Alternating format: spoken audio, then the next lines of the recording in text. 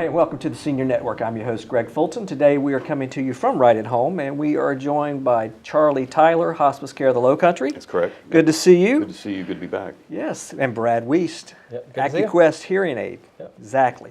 Well, let's talk a little bit about today. Charlie, I hadn't seen you in a while. By the way, how things been going? Been The going summer's well. good? The summer's been good. It's warm out. Yes, very warm, right? Yeah, and we're exactly, 2 days into summer, and we've had a couple hundred, so.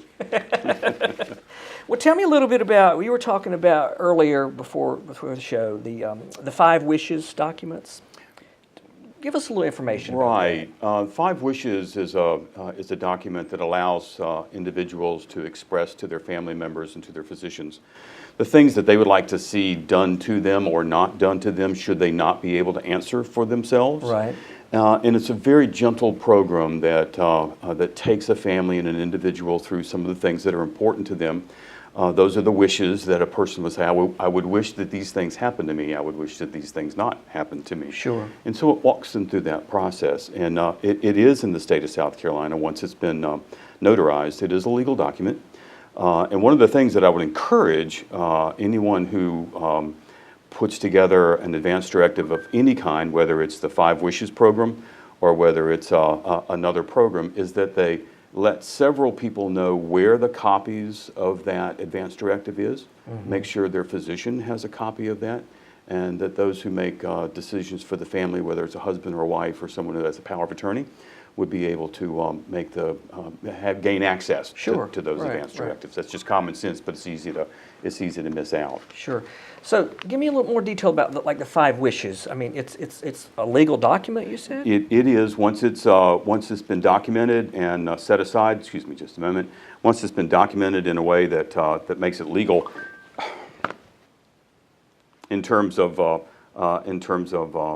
legal document, it's the way that that people are able to maintain the kind of control over their lives.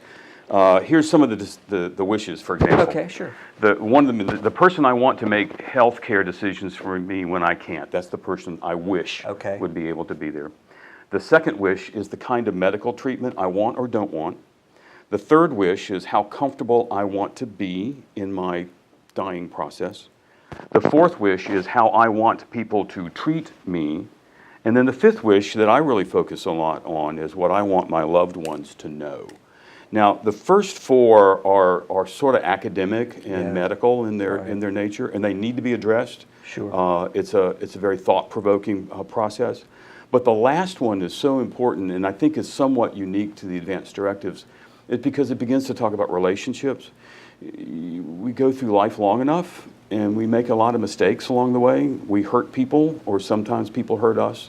And issues of forgiveness towards the end of life become very critical, especially how a person begins to transition into whatever their faith might hold for them. And so being able to say, I kind of need to say some things to some people. And this helps that individual think about that and work that through. And really, this is an excellent way to begin the process of having a conversation with family members. This type of year, as a matter of fact, oddly, when families get together for vacations, they go, a number of different generations might gather together at the beach or at the lake. Right.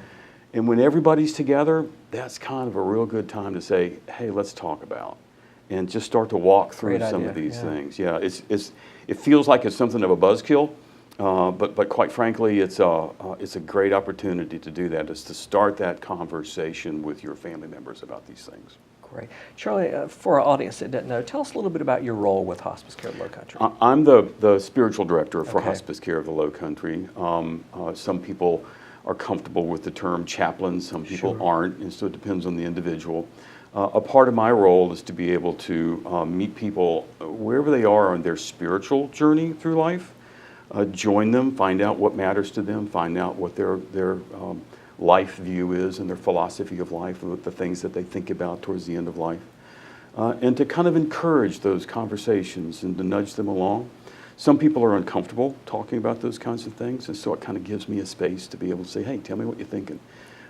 Sometimes people say things to me that they've never said to anybody else before, and they're very critical, especially in their end-of-life journey. Sure. And that's a part of the things that I count as an honor and a privilege in what I do, and what we do together as a team. Yeah. So that's a part of my responsibility. But one of the things that I struggle with, or people struggle with me, is that they assume that I've got a spiritual agenda in their life, that I need to fix whatever I think is broken in them, or lead them to the right way, or those kinds of things. And my job is to find out where they are and to walk with them in their journey. And sometimes folks who aren't quite sure that they have a faith, I strike up some pretty good relationships with them. And folks that do have a very strong faith, I usually are able to develop a good relationship with those folks too. So that's kind of what I do on a day-by-day basis. And I'm sure you meet with many, many different families and different family members, correct? I do, Yeah. I do.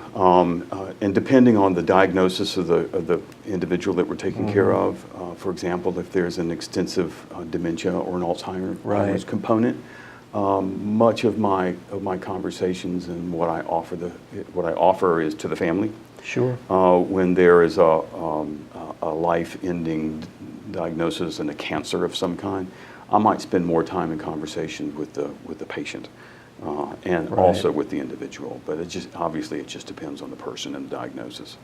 Well, you do a wonderful job. I know we hear good things about you all the time. Thank you. It's a privilege to do that. The community's glad to have you. Well, thank you. It's an honor to be in the community, and the teams that we work with hospice care of the Lowcountry are extraordinary. The nurses, the CNAs, the staff, all the administrative support group. It's just an incredible group of folks. Wonderful. Great information. Thank you. Hold that thought. We need to take a break. Stay with us here on the Senior Network. We'll be right back.